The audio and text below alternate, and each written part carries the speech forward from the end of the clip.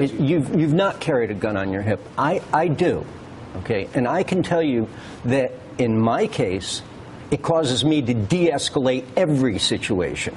And the reason is that if I get into an altercation with you, what am I going to do?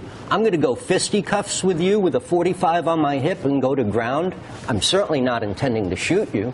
So, well, you know, the thing is that I think that's... We de-escalate in those situations. Right. Well, I'm sure that I don't think we can legislate. I mean, I certainly would agree that you are someone of perhaps a really responsible disposition, right? But we can't legislate for the best case I have scenario a temper like everybody else. Right, but you just talked about, here's my question. You talked about training before, right? About knowing what you're doing with these items that you've purchased. And I got this interesting email from a viewer who was talking about the difference in the state that he was in between. He has a commercial driver's license. He was talking about the amount of regulation to maintain a commercial driver's license. Now, this is just to drive around the van that essentially he runs his small business with. And it was like every 6 months you got to come in, you have to pass a competency test. You constantly have to be like, and all he's doing is driving around a van that, you know, that he uses to run his small business. And there's this very high standard for how to say to essentially society and through the law that you are worthy of the ability to do this thing.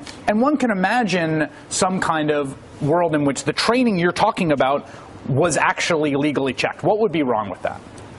Well, I think that it's a discussion for an entire second show.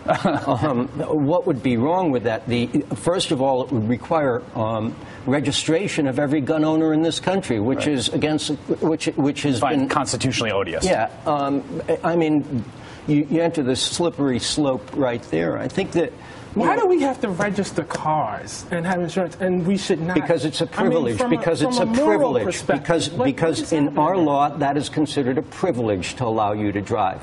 It is not a privilege to allow you to own a gun. It is a constitutionally guaranteed right in the Bill of Rights, which tells you that it doesn't even come from the government. But from a moral perspective, I mean, that doesn't bother you at all? I mean, a gun is intended to end a life, maybe not a human life. A hatchet, no, a hatchet or a machete does the same. Look at China. Look at what they're doing to school kids in China today with edged weapons. Do we register those? Although the lethality there is quite different. Oh, the lethality?